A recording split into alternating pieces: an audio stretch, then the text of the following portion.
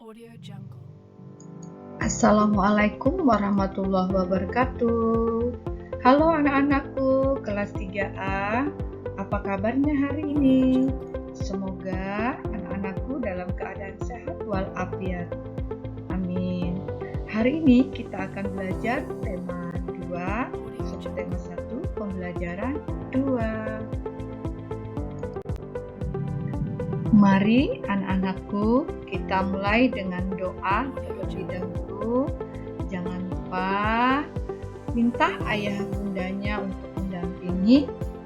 Jangan lupa ucapkan tolong apabila meminta tolong. Ucapkan maaf apabila melakukan kesalahan. Dan ucapkan terima kasih apabila menerima bantuan.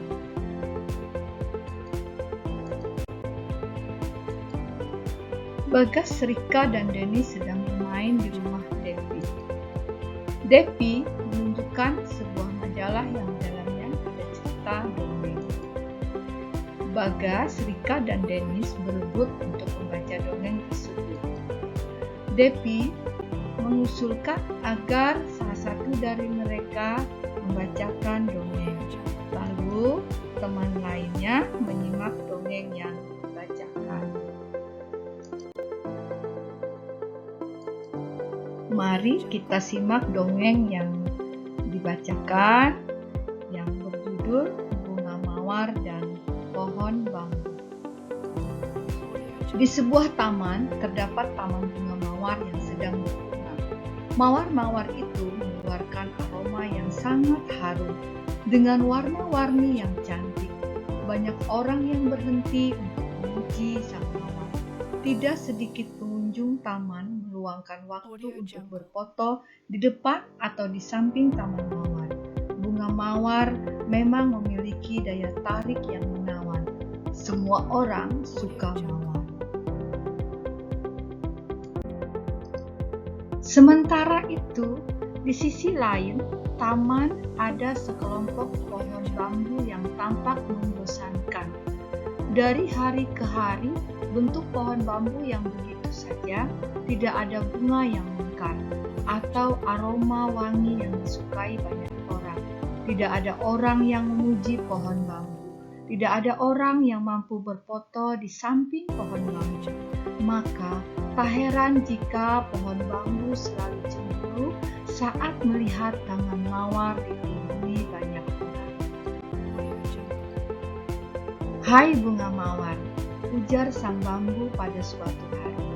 Tahukah kau, aku selalu ingin sepertimu, berbunga dengan indah, memiliki aroma yang harum, selalu dipuji cantik dan menjadi saksi cinta manusia yang indah.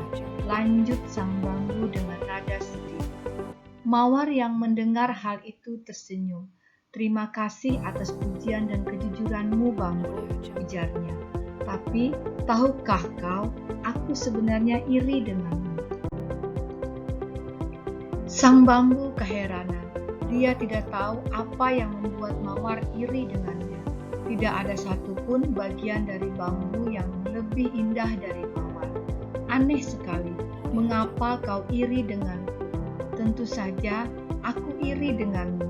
Coba lihat, kau punya batang yang sangat kuat. Saat badai datang, kau tetap bertahan, tidak goyah sedikit pun, ujar sang mawar. Sedangkan aku, teman-temanku, kami sangat rapuh. Kena angin sedikit saja, kelopak kami sangat singkat. Tambah sang mawar dengan nada sedih. Bambu baru sadar bahwa dia punya kekuatan yang dianggap biasa saja. Ternyata bisa mengagumkan di mata sang mawar. Tapi, mawar, kamu selalu dicari orang. Kamu selalu menjadi hiasan rumah yang cantik atau menjadi hiasan rambut para gadis. Sang mawar kembali tersenyum. Kamu benar, bambu. Bambu kembali bingung. Aku tidak mengerti. Ah, bambu, ujar mawar sambil menggeleng. Kamu tahu, manusia sering menggunakan dirimu sebagai alat untuk mengalirkan air. Kamu sangat berguna bagi tumbuhan yang dengan air yang mengalir pada tubuhmu. Kamu menghidupkan banyak tanaman. Lanjut sang mawar. Aku jadi heran dengan manfaat sebesar itu. Seharusnya kamu bahagia, bukan iri padaku. Bambu mengangguk. Dia baru sadar bahwa selama ini dia telah bermanfaat untuk tanaman yang lain. Walaupun pujian itu lebih sering ditujukan untuk mawar, sesungguhnya bambu juga memiliki manfaat yang tidak kalah dengan bunga yang cantik itu. Sejak percakapan dengan mawar, sang bambu tidak lagi merenungi nasibnya. Dia senang mengetahui kekuatan dan manfaat yang bisa diberikan untuk makhluk lain. Setelah mendengar dongeng yang dibacakan, ada tokoh dalam dongeng tersebut, yaitu bunga mawar dan pohon bambu. Pesan moral dari dongeng tersebut adalah kita belajar untuk selalu jujur dan bersyukur. Nah, sikap jujur dan bersyukur ini merupakan pengamalan sila Pancasila pertama, yaitu ketuhanan yang Maha Esa. Anak-anakku, Tuhan menciptakan makhluk hidup dengan tujuan tertentu. Setiap makhluk hidup bermanfaat untuk manusia. Hewan dan tumbuhan juga memiliki banyak manfaat untuk manusia. Nah, setelah mendengarkan dongeng bunga mawar dan pohon bambu, kita belajar untuk selalu bersyukur. Sikap bersyukur dapat ditunjukkan dengan menyayangi makhluk hidup. Nah, di sini kita lihat hubungan berterima kasih dan bersyukur. Ada gambaran dari pertanyaan pertama, kenapa kita selalu mengucapkan terima kasih? Nah, ini karena apa?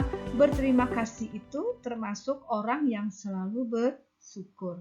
Terus pertanyaan yang kedua, apa hubungan berterima kasih dengan bersyukur? Hubungannya ada.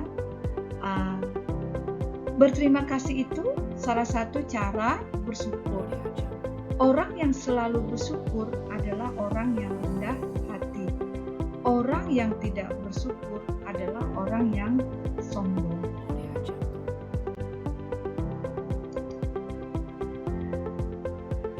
Pertanyaan ketiga, bagaimana cara kita berterima kasih kepada tumbuhan dan hewan?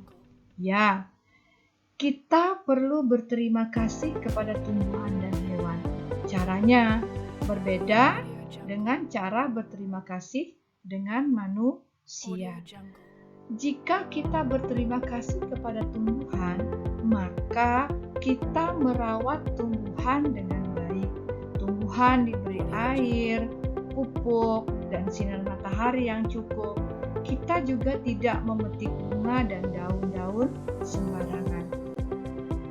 Yang kedua, cara kita berterima kasih kepada hewan.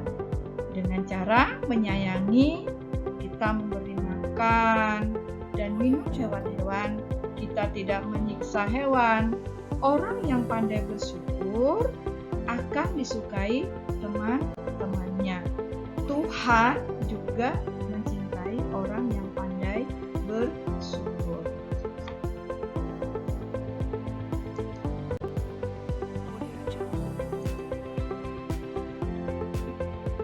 Contoh berterima kasih kepada hewan dan tumbuhan.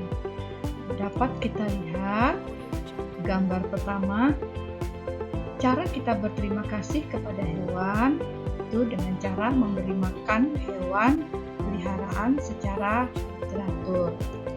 Gambar kedua, berarti cara kita membersihkan kandang hewan peliharaan secara teratur.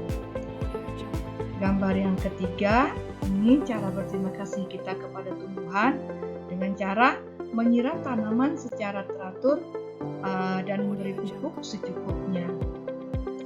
Yang gambar keempat, ini menandakan bahwa kita menjaga kelestarian,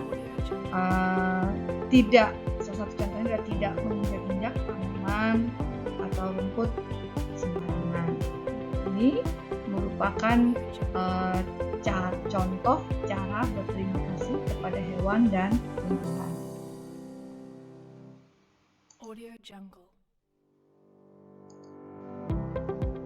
Untuk tugas 1, setelah anak-anakku menyimak penjelasan tadi, maka jawablah pertanyaan di bawah ini.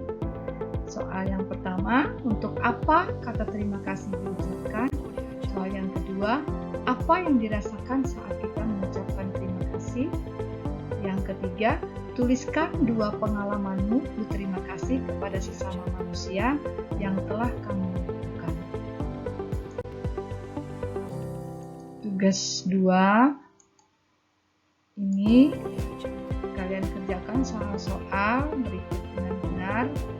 Ini ada di buku tema 2 kalian di halaman 10. Bagi yang punya buku tema, soalnya ada di halaman 10. Dikerjakan dari nomor 1 sampai nomor 3. Nah, untuk jawaban ini ditulis di buku tulis kalian. Seperti biasa, jawabannya difoto, dikirim ke WA pribadi Ibu.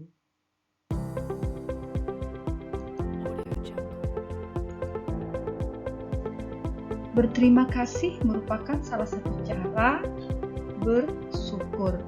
Jadi, mengucapkan terima kasih itu tidak sulit, tidak mahal, dan tidaklah merugi. Jangan sungkan untuk berterima kasih kepada siapapun yang telah menolongmu. Jangan malu untuk berterima kasih kepada siapapun yang telah mendukungmu. Jangan lupa berterima kasih kepada orang yang telah melayani. Demikian pembelajaran yang dapat disampaikan pada kesempatan hari ini. Terima kasih. Sampai jumpa di video selanjutnya. Dan Ibu berpesan, apabila kalian berkegiatan di luar rumah, jangan lupa patuhi protokol kesehatan, gunakan masker, jaga jarak, tak lupa pula cuci tangan. Saya akhiri. Wassalamualaikum warahmatullahi wabarakatuh. Salam sehat.